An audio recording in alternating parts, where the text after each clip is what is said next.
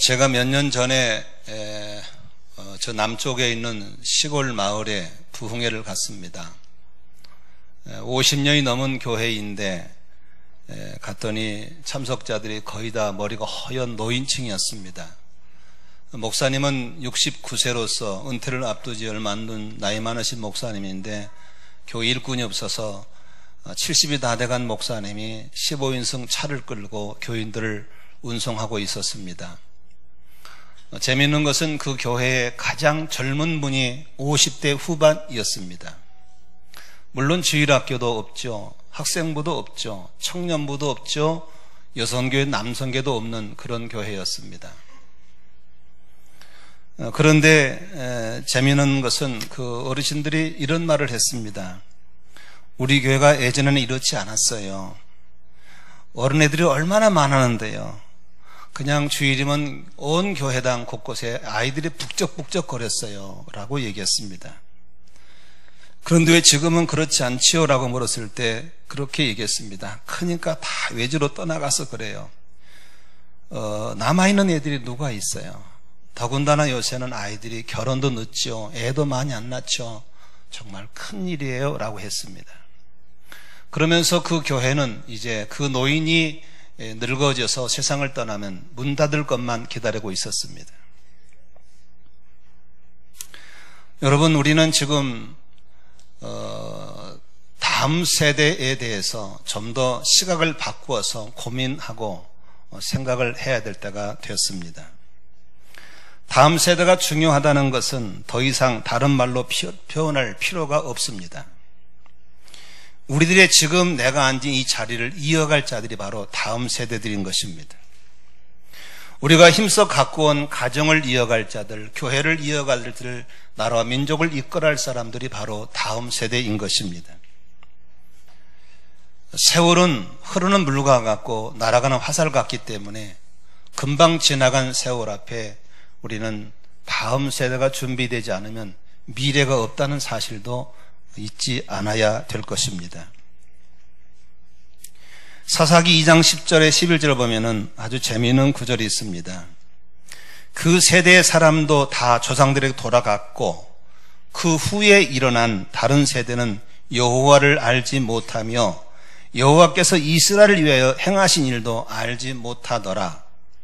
그 다음 말이 재미있습니다. 11절에 이스라엘 자손이 여호와의 목전에 악을 행하며 바알들을 섬기며 그랬습니다. 지금 있는 우리 세대 사람들은 조금만 있으면 우리 조상들이 갔던 대로 다 돌아가게 될 것입니다. 그 후에 일어난 다음 세대들이 하나님을 알지 못하면, 하나님의 행하신 일을 알지 못하면 11절처럼 하나님 앞에 악을 행하며 우상을 섬기다가 무서운 심판을 받는 것이 그들의 몫이라는 사실을 경고하고 있는 것입니다. 다음 세대는 우리의 하던 일들을 이어받을 바턴자도 마찬가지지만 우리가 믿는 하나님을 그들이 알아야 되고 하나님 행하신 일을 기억해야만 우리가 떠난 이후에도 그들은 악을 행하지 않을 것이고 우상을 섬기지 않게 될 줄로 믿습니다. 다음 세대는 우리들의 희망입니다. 다음 세대가 피어나는 걸 보면 우리의 미래가 피어나는 것이고 다음 세대가 튼튼하면 우리의 미래가 튼튼한 것입니다. 반대로 다음 세대가 빈약하면 미래가 빈약할 것이고 다음 세대가 어두면 미래도 어둡게 된다는 사실은 기정사실인 것입니다. 그런데 우리 다음 세대들이 지금 처한 위기는 도를 넘어서 위태로울 정도가 되어버렸습니다. 그들이 아직도 모든 면에 미성숙한 그들이 감당하기에는 너무나도 심각하게 타락된 세상의 죄악들을 볼 수가 있는 것입니다. 밝고 바르게 자랄 우리 아이들에게 사방으로 우겨쌈을 당한 환경들은 분주한 삶의 리듬 속에 우리 아이들은 준비 없이 노출되어 버렸습니다. 어떻게 우리 아이들이 성장해야 될지, 그렇게 중요한 다음 세대에게 꼭 필요한 세 가지를 살펴보도록 하겠습니다. 우리가 읽은 이 본문은 우리 예수님이 성장할 때의 모습을 얘기하고 있는 것입니다. 우리의 삶의 모델이신 예수님은 성장할 때 꼭 필요한 세 가지를 갖추고 있었습니다. 오늘 한 절 한 절을 풀어내면서 우리 아이들이 성장에 필요한 꼭 세 가지를 함께 살펴보도록 하겠습니다. 한번 따라합시다. 아기가 자라며 강하여지고. 우리 아이들은 성장하면서부터 점점 건강해져야 될 줄로 믿습니다. 몇 년 전에 TV 광고에 이런 광고가 있었습니다. 개구장나도 좋다, 튼튼하게만 자라다오 라는 아버지의 바람을 말한 광고였습니다. 모든 부모의 심정일 것입니다. 아이들이 아프면 부모는 마음이 타들어갑니다. 대신 아파줄 수도 없고. 우리 아이들이 어렸을 때 일입니다. 저희 아내가 전국 사모들의 수련회 간다고 기도원에 3박 4일 동안 충청도에 있는 기도원에 갔었습니다. 제가 우리 아이들 둘을 데리고 목회를 하고 있었습니다. 그런데 우리 아이들이 엄마가 없으니까 아픈 겁니다. 밤에 열이 나고 39도 40도 오르면서 애들이 헛소리를 하고 서로 밤새도록 칭얼거리고 우는데 어떻게 할 도리가 없더라고요. 안수 기도를 해주고 같이 울어도 보고 달래도 봐도 얼마나 안타까운지 몰라요.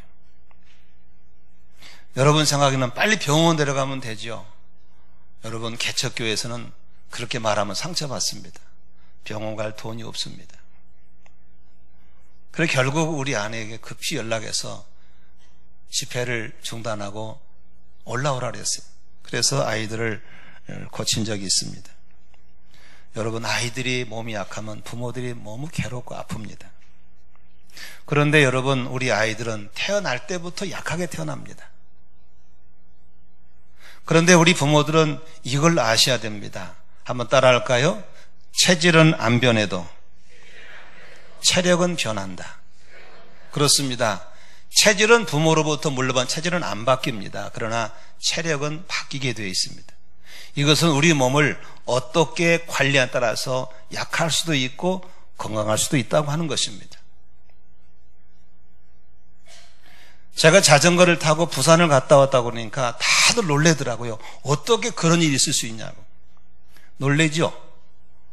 그런데 사실은 저는 목회하다가 건강을 잃어서 40대 초반에는 여기 뒤에 노족봉도 한 바퀴 못 돌았어요. 우리 아내는 2바퀴를 돌고 싱싱한데 저는 반 바퀴를 돌고 주저앉아있던 것이 저의 모습이었습니다.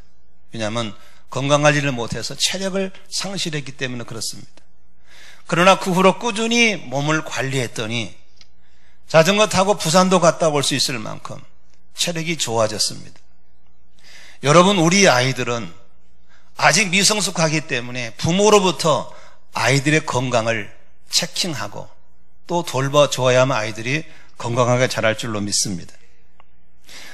그래서 저는 우리 아이들을 위해서 부모들이 음식 문화를 좀 점검할 수 있기를 바랍니다. 의학의 아버지라고 부르는 히포크라테스는 이런 말을 했습니다. 음식으로 못 고치는 병은 약도 없다라고 했습니다. 그만큼 우리 아이들의 먹거리는 매우 중요하다고 하는 것입니다. 그런데 지금 우리 아이들의 먹거리는 심각할 정도로 위태로운 상태에 있습니다. 음식은 2종류의 음식이 있습니다. 몸에 맞는 음식이 있고 입에 맞는 음식이 있습니다. 지금 우리 부모들은 아이들에게 몸을 생각하지 않고 입에 맞는 음식을 먹이는 부모가 많습니다. 그러면서 생겨진 것이 아이들이 병을 앓고 있다는 사실입니다. 비만입니다. 아이들이 지금 대부분 아이들이 고도 비만에 걸려 있습니다. 옛날에는 노인들만 생기는 병이 바로 고혈압, 당뇨, 암병이었습니다. 고지혈증이었습니다. 동맥경화였습니다. 그런데 어느 날부터 이것이 노인이 아니라 40대들이 걸리니까 노인이 아닌 사람이 병이 걸리니까 할수록 병명을 바꿔서 노인병을 성인병이라고 바꾼 것입니다. 그런데 어느 날부터 성인이 아닌 어린 아이들이 고혈압, 당뇨, 고지혈증, 암이 걸리니까 이건 어른도 아니니까 병명을 다시 바꿔서 노인병이 성인병으로 성인병이 현대병으로 바뀌어버린 것입니다. 지금 우리나라 아이들은 음식 문화의 타락으로 인해서 아이들이 다 망가져가고 있습니다. 저희들이 클 때는 물론 먹을 것도 없었을 뿐더러 어른들이 엄격하게 다뤘습니다. 예, 그건 먹지 마. 몸에 해로운 거야. 이걸 먹어야 돼. 처음에는 어른 준 것이 맛이 없었지만 자꾸 먹다 보면 입은 길들어져서 몸에 맞는 것을 먹게 되었었습니다. 나는 아이들의 미래를 생각한다면 엄마가 아이들과 같이 음식 먹거리를 점검할 수 있기를 바랍니다. 아이들의 지금 운동 부족은 심각할 정도입니다. 아르헨티나에 선교 갔다 온 저 후배가 하는 말이 한국을 못 살겠다는 거예요. 왜냐하면 거기는 오후 3시만 되면 애들이 학교 갔다 와서 산으로 들로 다니고 운동하는데 여기는 애들이 운동할 수가 없다는 거예요. 맨 학원 다니고 공기 쾌쾌 맑은 도시에서 불쌍하다는 겁니다. 애들은 먹어대죠. 운동은 부족하죠. 애들이 서서히 죽어가는 것입니다. 아이들의 정서 생활을 돌아보면 더 심각합니다. 전 세계 유일하게 IT 왕국이라는 명예 속에서 아이들이 다 스마트폰을 들고 다니면서 보지 말할 것과 볼 것을 구별하지 못하고 아무거나 보고 앉아있는 아이들은 이미 썩을 대로 썩어져 가고 있고, 소위 음악을 듣는다는 미명하에 밖에 찻소리 시끄러운 소음 속에서 리시바를 끄고 다니면서 안 들리니까 보름을 키웁니다. 우리 아이들 대부분이 난청이라는 잘 들리지 않는 질병에 걸려가고 있어서 이 아이들이 기성세대가 되면 반귀머거리들이 많이 나올 수밖에 없는 상황에 처해 있습니다. 여러분, 이렇게 방치된 우리 아이들이 어떻게 다음 세대에 여러분의 가문의 희망이 되고 교회의 희망이 되고 민족의 희망이 될 것인가? 나는 아니라고 생각합니다. 오늘 예수님은 그 아기 예수가 자라가면서 강해졌다라고 했습니다. 이것은 아이의 건강에, 다음 세대의 건강을 중요시하고 있는 것입니다. 얼마 전에 저희 71세 잡수신 형님이 전화 왔습니다. 나보고 이런 말을 합니다. 예, 우리 돌아가신 아버지 앞에 하나님께 감사하자. 왜요? 그랬더니 우리의 건강을 물르신 부모님에게 감사해야 된다. 우리 칠남매는 하나님의 은혜로 다 건강합니다. 병원 시제지지 않고 약방에 약 사러 가지 않고 그냥 잘 삽니다. 물론 부모님도 좋은 체질도 있겠지만 부모님이 저희들을 균형 잡힌 식사와 함께 생활을 잘 잡아줬기 때문이라고 생각하고, 저는 매년 우리 아버지 묘 앞에 가서 하나님께 감사 기도를 드립니다. 여러분, 곧 떠날 우리의 자리에 와서 우리 묘회 앞에 와서 아이들이 이 부모님 때문에 내가 참 건강하게 자랐다는 그런 말을 듣기 원하신다면 아이들의 먹거리, 아이들의 운동, 아이들의 정서생활을 방치하지 않고 돌아볼 수 있는 여러분 되시기를 주의 이름으로 축원합니다. 아멘이시죠? 우리 아이들은 심각합니다. 고도 비만의 현대병의 위기에 놓여 있습니다. 아이들이 고혈압, 당뇨, 암, 고지혈, 동맥경화 각종 질병들 앞에 노출되어 있다는 사실을 기억하셔야 됩니다. 최근에 들리는 정보에 의하면 우리 동양 사람의 특유의 체질이 사라져버리고 소거화되어서 이제 서양 사람이 걸리는 병들이 우리에게 막 생겨지고 있습니다. 음식 문화의 타락입니다. 신토불 음식으로 다시 한번 돌아보시고 우리 아이들의 먹거리를 돌아보시는 부모가 되시기를 주의 이름으로 축원합니다. 두 번째로 아이들에게 필요한 것은 지혜가 충만했다라고 성경은 말하고 있습니다. 지혜는 지식을 담아내고 활용할 수 있게 하는 것입니다. 지식과 지혜는 공존하며 사람들을 세워나갑니다. 하지만 지식이 아무리 많아도 지혜가 부족하면 그 지식을 활용할 수가 없는 것입니다. 옛말에 이런 말이 있습니다. 말로 벌어서 대로 풀어먹는 사람이 있는가 하면 되로 벌어서 말로 풀어 사용하는 사람에 있다고 했습니다. 무엇의 차이입니까? 바로 지혜가 많은 사람은 배운 것을 잘 활용할 줄 아는 사람이지만 지혜가 부족하면 아무리 많이 배워도 그걸 활용할 수 없다는 사실입니다. 여러분, 경제적인 용어로 고비용 저효율이냐 저비용 고효율이냐라 볼 때 그 지혜에 관한 것입니다. 즉 우리나라는 심각할 정도로 고비용 저효율이라는 안타까운 현실 앞에 놓여 있습니다. 부모가 대학을 나오지 못했기 때문에 자식에게 한풀이로 대학 공부를 시키는 경우가 많습니다. 너는 대학을 가야 돼. 너는 대학을 가야만 해. 그래서 참 못 먹고 못 입고 엄청난 억대의 돈을 들여서 아이들을 대학을 마쳤습니다. 그런데 세계 유례 없이 가장 심각한 청년 실업률을 만났습니다. 그래서 생긴 일이 어떻게 생겼습니까? 장교를 제대하고 취업이 안 되니까 다시 하사관으로 군대를 다시 가야 하는 일이 생겨진 겁니다. 4년대 대학을 나와서 취업이 안 되니까 다시 2년대 대학을 가야만 하는 오늘의 현실인 것입니다. 전 세계적으로 가장 고학력자가 많은 나라가 우리나라입니다. 그러나 안타깝게도 고학력자가 가장 많이 실업자로 놀고 있는 나라가 우리나라입니다. 경제적으로, 가정적으로 한마디로 고비용 저효율이라는 안타까움이 있는 것입니다. 이것이 왜일까요? 이유는 간단합니다. 지혜가 부족한 겁니다. 그가 공부시킨 것만큼 그걸 써먹을 수도 지혜만 있다면 얼마나 좋겠어요. 지혜가 없는 것입니다. 우리 부모님들이 지식을 심어넣은 건 힘썼지만 지혜를 심는 쪽에는 수월했다는 사실입니다. 나는 사랑하는 우리 기성세대에게 질문하고 싶습니다. 여러분 자녀들이 지혜로운 자녀가 되기를 원하시면 한번 아멘 해보실까요? 다시 한번 아멘 해보십시다. 저는 지혜를 얻도록 3가지 방법을 드리고 싶습니다. 첫째는 성경에 여호와를 경외함이 지혜의 근본이라고 그랬습니다. 하나님을 향한 두려운 마음을 심어줘야 됩니다. 하나님 잘 섬기는 것이 지혜의 근원인 줄로 믿습니다.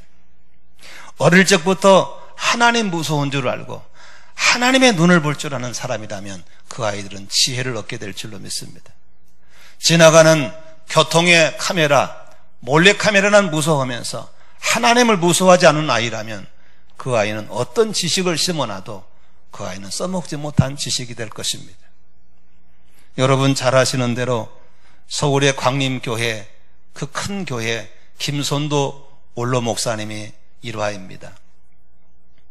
그분이 어렸을 때 십리 밖의 길을 학생들과 함께 도보로 학교를 다니고 있는데 어느 날 학교 갔다 오던 김선도라는 학생이 팔뚝만한 옥수수를 탁 가지고서 엄마 하고 주더라는 겁니다. 엄마 이숙녀 전사님이 너 이거 어디서 났어? 그랬더니 학교 갔다 오다가 옥수수가 하도 잘 열렸길래 친구들하고 하나씩 따왔다는 겁니다. 그때 그 어머니는 두말 않고 가자. 어디로 갈 건데요? 네가 딴 그곳으로 가자. 잘못했다고 앞으로 안 그래도 손을 싹싹 빌어도 조금도 용서치 않고 데리고 가는 것이었습니다. 신임학을 데리고 가서 네가 딴 그 나무에 네 손으로 매달고 회개하라 그랬습니다. 그때 김선도 학생은 그 자리에다 그걸 매달고 나무를 붙잡고 회개합니다. 하나님 죄송합니다. 앞으로는 절대로 남에게 손대지 않겠습니다. 이런 일 이후로 그 김선도 학생은 한 번도 남의 걸 탐내지 않고 깨끗이 잘 자랐다는 그런 얘기가 있습니다. 여러분, 우리 아이들에게 말로 신앙을 심어주는 건 안 됩니다. 삶으로 보여주는 신앙이 되시기를 주의 이름으로 축원합니다. 디모데후서 1장에 보면은 바울이 디모데의 신앙에 대해서 이렇게 얘기하고 있습니다. 1장 5절에 보면은 네 속에 거짓 없는 믿음이 있음을 생각함이라. 이 믿음은 네 외할머니 로이스와 네 어머니 유니게 속에 있더니 네 속에도 있는 줄을 확신하노라 그랬습니다. 믿음은 할머니의 믿음이 어머니에게, 어머니의 믿음이 나에게 심겨져 있는 것입니다.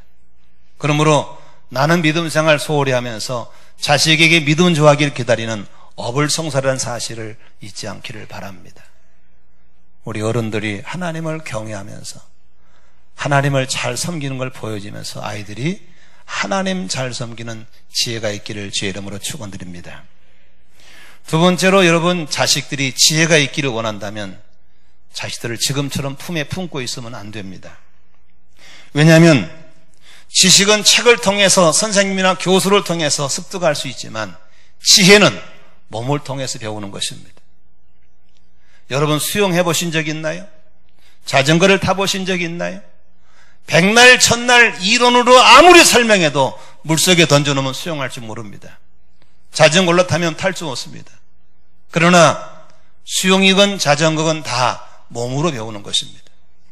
몸이 습득하면 몸이 저절로 반응하게 되는 걸 믿으시기를 바랍니다.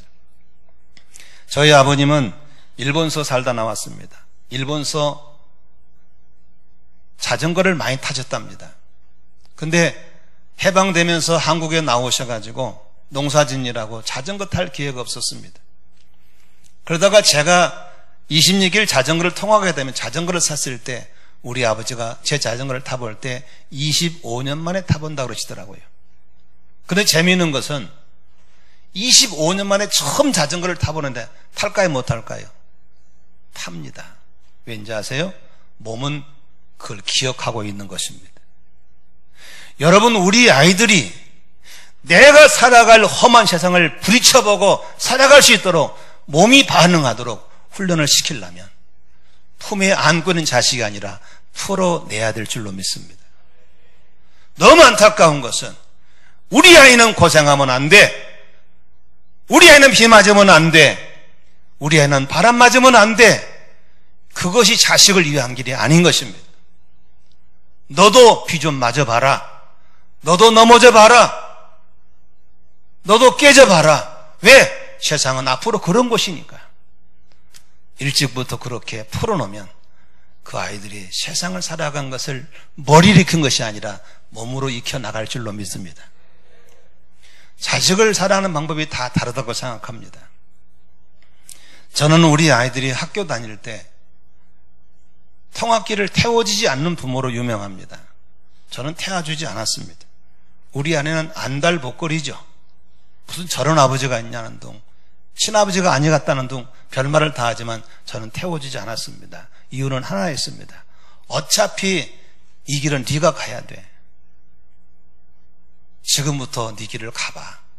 비 맞고도 가보고 걸어도 가보고 가봐야 돼. 그러면 그 여학생이 짧은 치마 입고 추운 겨울을 밖에서 오르르 떨고 나갈 때 전들 마음이 안 약하겠습니까? 내 자식인데. 그러나 그냥 놔뒀어요. 근데 그 아이가 영국에 유학 갔을 때 제가 그 지역에 집회 갔다가 우리 딸 집에 한번 들려봤어요. 근데 그날따라 비가 오고 바람이 부는데 학교 가다 나서더라고요. 근데 그 아이가 이런 말 하더라고요. 아빠, 아무렇지도 않아요. 나는 한국에서 하도 많이 해봐가지고 걱정하지 마세요. 학교를 혼자 잘 가더라고요. 그러면서 하는 말이 아빠 고마워요. 아빠 고마워요. 나는 여러분의 자녀들이 다 아깝고 귀하죠. 그러나 정말 사랑한다면 몸으로 세상을 배우도록 열어줄 수 있기를 주의 이름으로 축원합니다. 캠프도 보내시고 단기 선교도 보내시고 해보셔야 되는 겁니다. 넘어져 보기도 하고 쌓아보기도 하면서 몸으로 세상을 부벼나가는 지혜를 습득하도록 도와주는 부모가 되시기를 주의 이름으로 축원합니다. 어딘들 안 위험하겠어요? 여러분 데리고 있으면 안전하나요? 이 땅에 안전한 곳은 아무것도 없어요. 예수님 안에만 안전한 걸 믿으시기를 바랍니다. 아멘이시죠? 어떤 부모들은 아이들 캠프를 안 보냅니다. 위험하다고. 단기 선교를 안 보냅니다. 위험하다고. 그렇게 어떻게 하겠다는 겁니까? 그 아이를 데려갈 건 아니잖아요. 놓고 갈 거 아닙니까? 그 아이도 내가 경험했던 걸 경험하도록 해야 될 줄로 믿습니다. 오늘날 군대 가면 아이들이 사격장에서 운다잖아요. 빵빵 터지면 엄마가 어디서 나옵니까? 군부대에서 엄마가 왜 나옵니까? 거기서 아이들을 마마보이로 길러낸 훌륭한 어머님들 이제 내려놓으시기를 바랍니다. 아멘이시죠? 세상에 비를 맞게 하고 바람도 맞게 하면서 아이의 몸으로 지혜를 배우게 하시는 부모가 되시기를 주의 이름으로 축원합니다. 세 번째로 우리 아이들에게 지혜를 심는 방법은 선진들의 지혜를 내가 받아들이게 해주는 것입니다. 세상의 99.9%를 리드해가는 0.1%의 지도자는 모두 다 공통점이 한 가지가 있습니다. 그 바로 고전 인문을 익히는 겁니다. 고전이라고 하는 것은 책이 나온 지가 200년, 300년, 400년, 1000년 이상 된 책을 고전이라고 합니다. 우리가 자주 만나는 이런 월간지, 잡지 같은 건 1년 있으면 다 없어져 버립니다.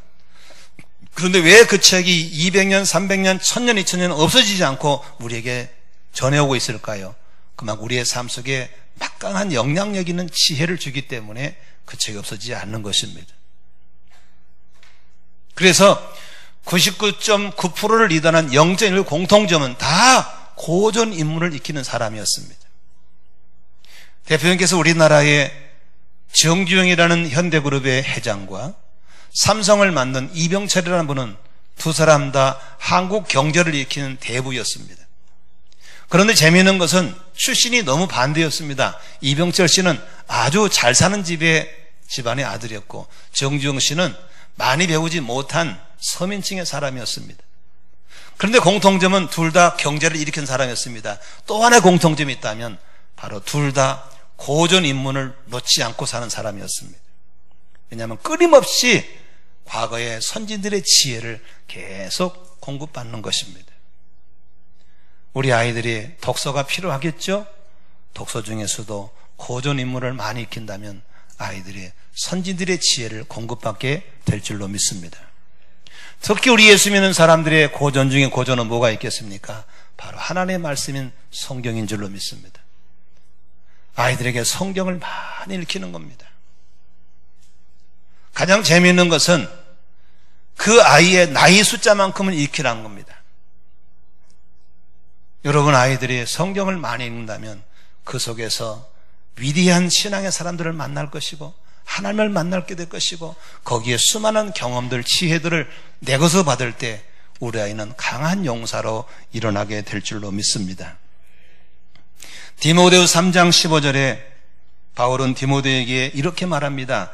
네가 어려서부터 성경을 알았나니 성경이 능히 너로 하여금 그리스도 예수 안에는 믿음으로 말미암아 구원에 이르는 지혜가 있게 하느니라 그랬습니다. 아이들에게 성경을 익히려면 어른부터 성경을 봐야 되는 것입니다. 지금 우리가 부목사님 주도로 신약 성경을 통독하고 있습니다. 그런데 눈치 빠르고 지혜로운 어미는 벌써 어린 아이들 같이 공부를 하고 있더라고요.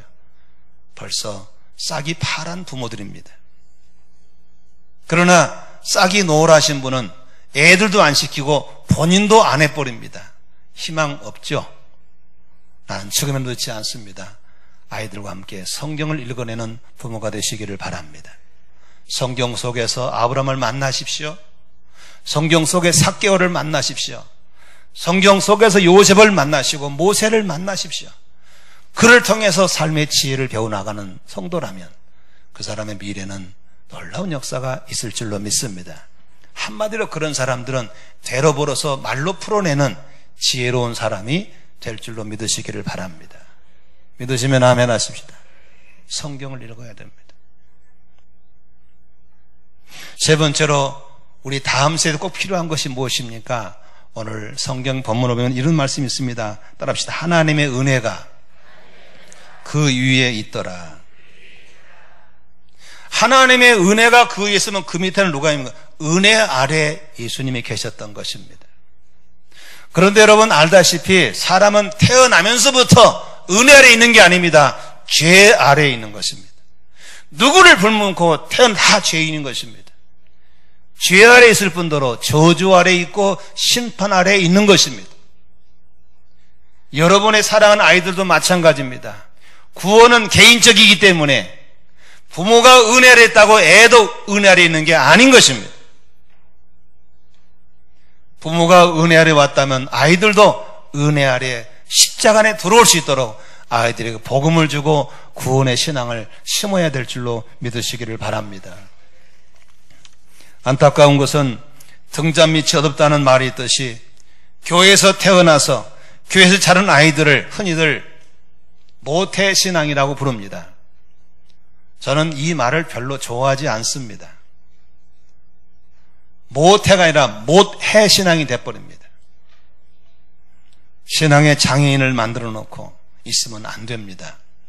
구약 성경에 엘리라는 제사장이 있습니다. 이 제사장은 이름 그대로 성전에서 하나님께 제사 업무를 감당하는 고참 제사장이었습니다. 그에게 두 아들이 있었습니다.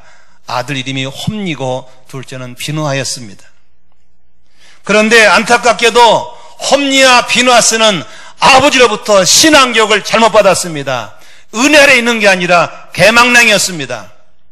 그래서 하나님의 제사를 어지럽히다가 즉사해 죽고 말았습니다. 그게 바로 홈니와 비누하스입니다.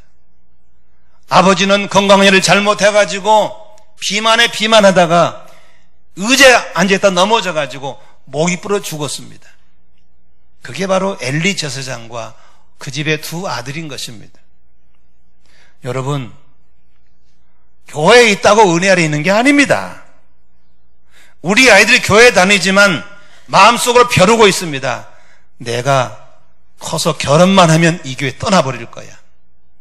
내가 지금은 다녀주지만 우리 부모 세상 떠나면 바로 기독교 끊어버릴 거야. 이런 아이가 있다면 얼마나 불행하겠습니까? 우리 아이들이 일찍 복음을 깨닫도록 우리가 아이들에게 영혼을 돌아봐야 될 줄로 믿습니다. 세상을 이겨나기가 우리 아이들은 너무 벅찹니다.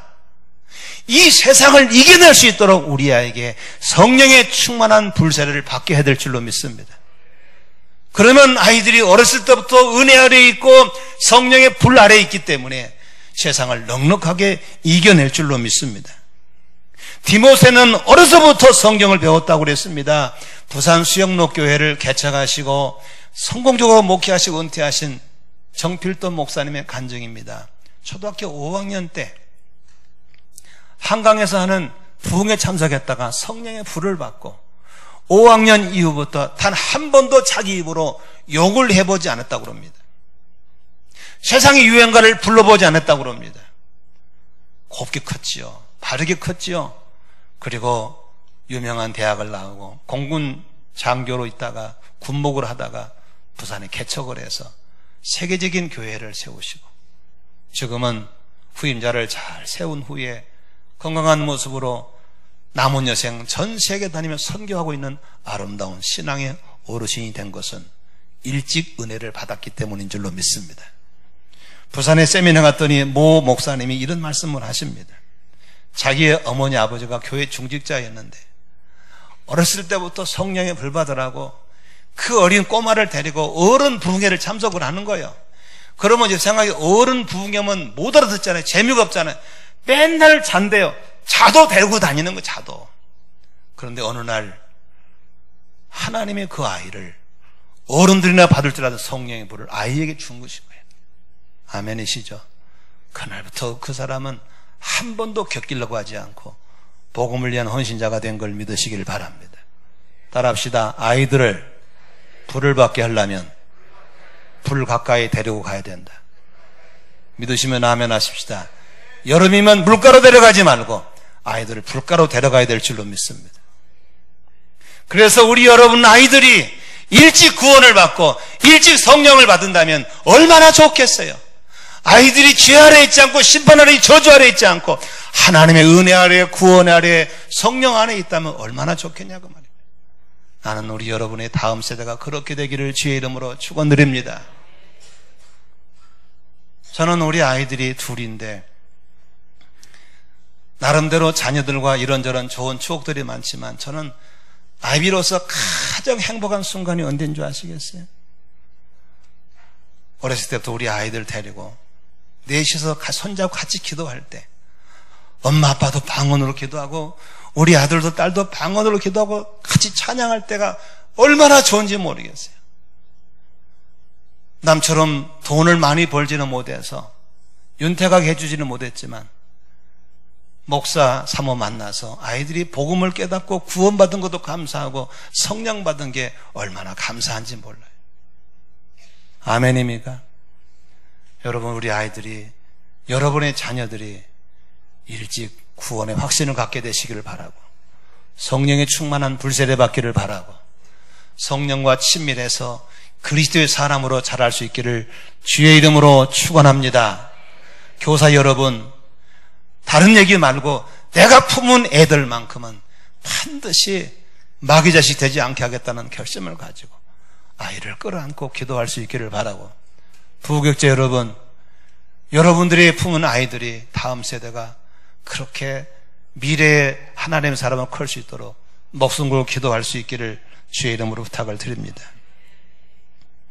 자녀를 사랑하는 모든 부모 여러분, 자녀를 다시 한번 깊이 생각하시고 다음 세에 주역되기를 원하시면 큰 소리로 아멘 하십시다. 그렇다면 여러분, 자녀를 향한 우리의 생각을 바꿔주셔야 됩니다. 이런 부모를 만나봤습니다. 야, 이놈 새끼야, 내가 누구 때문에 고생한대? 다 이 새끼야, 니 때문에 고생하는 거야. 니 때문에 고생한대요. 왜요?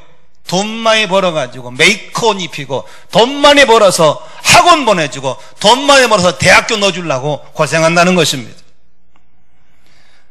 여러분, 누가복음 23장 27절에 예수님이 이렇게 말씀하셨습니다. 또 백성과 못그를 위해 가슴을 치며 슬피 우는 여자의 큰 무리가 따라오는지라. 28절입니다. 예수께서 돌이켜 그를 향하여 이르시되 예루살렘의 딸들아, 나를 위해서 울지 말고 너희와 너희 자녀를 위해서 울라. 보라, 날이 이르면 사람이 말하기를 잉태하지 못하는 이와 해산하지 못한 배와 먹이지 못한 젖이 복이 있다 하리라 그랬습니다. 여러분, 이 말이 무슨 소리입니까? 지금 여러분 자녀들이 겪어야 할 미래 세대는 결코 만만치 않습니다. 아이들의 영혼을 위해서 우는 부모가 되시기를 바랍니다. 내 자식을 어떻게 하려고? 내가 땅에 묻히면 그날부로 기독교를 떠나겠다는 아이들을 어떻게 두려고? 천국이 있고 심판이 있는 걸 안다면 아이들이 복음을 듣고 구원받게 해야 될 줄로 믿습니다. 육신의 힘으로 세상을 이기지 못한 걸 안다면 우리 아이들이 성령으로 세상을 이기도록 불을 받게 해야 될 줄로 믿습니다. 그렇다면 물가에 소를 끌고 갈 수 있지만 물을 먹일 수 없는 것이 우리의 한계인 것처럼 하나님께 자녀를 위해서 우는 부모가 되시기를 바랍니다. 하나님, 내 자식 어떻게 하면 좋아요? 하나님, 내 자식 구원받게 해주세요. 하나님, 내 새끼 어떻게 하면 좋아요? 성령 받게 해주세요. 자녀를 위해서 우는 부모가 되시기를 주의 이름으로 축원합니다. 우리 아이들은 지금 노출되어 있습니다. 방치되어 있습니다. 학교의 공교육을 믿을 수가 없습니다. 그래서 생겨나는 것이 지금은 대안학교고 홈스쿨이 생겨나고 있습니다. 그런데 돈 넣어서 학교 보내면 되는 줄 알고 있는 부모는 잘못 판단하고 있는 겁니다. 학원은 영리화되어서 학원을 믿을 수가 없습니다. 학원에 비싼 돈 주면 되는 줄 알고 있는 부모는 착각에 빠져 있는 겁니다. 죄송하지만 자녀를 교회에 보내면 된다고 생각하는 부모도 착각입니다. 한국 교회는 절대로 만만치 않습니다. 비본질에 깊숙이 빠져있는 한국 교회는 우리의 자녀들을 끌어안을 만큼 여분이 없습니다. 그렇다면 우리 아이들은 누가 끌어안아줍니까? 여러분의 다음 세대는 누가 책임을 져주고 누가 울어줍니까? 갖춰지 않은 미숙한 아이들이 어떻게 세상을 이겨나가란 말입니까? 여러분, 우리 교회는 정신 못 차리고 헌금으로 이자 내고 있는 교회였습니다. 이건 아니다라는 판단 앞에 좁게 살고 불편하게 살더라도 여러분의 헌금으로 애들을 바르게 키우고 싶어서 전문 사역자 3분을 풀타임으로 불러왔습니다. 저분들은 본질 사역이 여러분의 다음 세대에 주력하는 것입니다. 그러나 저분들만으로는 안 되는 것입니다. 부모가 눈을 떠야 됩니다. 여러분의 자식 그 신앙 가지고 담당 교육자와 의논도 하고 기도도 하고 협력해서 그 아이 하나하나를 세워나가야 될 줄로 믿습니다. 학교 선생님 만나서 촌지 주면서 우리 아이 반정시켜달라고 그런 거 하지 마세요. 아이들을 향해서 선생님과 깊이 의논하고, 좋은 선생님 많이 계십니다. 아이들 문제로 상담도 하시면서 학교하고 가정하고 교회하고 삼각으로 이 아이들을 품고 세워나갈 때 아이들이 금은보화처럼 아름답게 피어나고 커나가게 될 줄로 믿으시기를 바랍니다. 말씀을 정리하고 설교를 맺겠습니다. 어느 가정이나 어느 사회, 어느 국가의 장래를 알아보려면 그곳의 아이들을 살펴보면 알 수 있습니다. 왜냐하면 어린이는 내일의 주인이기 때문입니다. 오늘은 내가 우리 가정과 사회와 국가의 주인인 것 같지만 순식간에 그날은 지나가고 지금의 다음 세대가 우리를 밀고 온다는 사실을 아셔야 되는 것입니다. 그러므로 어린이를 잘 키우고 다음 세대를 잘 키우는 것은 바로 국가와 사회와 가정과 교회의 가장 중요한 대목인 걸 우리는 잊지 않기를 주의 이름으로 축원합니다. 옛날 까르멜 수도원의 원장은 별명이 맨발의 수도사였습니다. 그는 언제나 어린아이를 가르치는 말다 모자를 벗어서 머리를 숙이고 어린아이에게 아주 공손하게 아이들을 가르쳤다고 합니다. 그래서 주변에서 원장님, 왜 그런 어린아이들에게 모자를 벗고 그렇게 신발을 벗고 정중한 태도로 가르칩니까? 라고 물으면 그 원장님은 이렇게 대답했다고 합니다. 지금은 어린 아이들이지만 조금만 세월이 지나면 이곳에서 우리 아이들 중에서 국무총리가 나올 것이고 대법관도 나올 것이고, 이럴 때 아멘하면 수지 맞습니다. 실업가도 나올 것이고 교수도 나올 것이고 나처럼 영적인 지도자가 나올 것인데 내가 어찌 아이들을 가볍게 함부로 대할 수 있겠습니까? 이렇게 얘기했다고 합니다. 그러므로 나는 이 작은 싹이지만 이 작은 싹을 존경하지 않을 수 없고 조심스럽게 안 할 수가 없다고 하는 것입니다. 교사들은 들어야 되겠죠?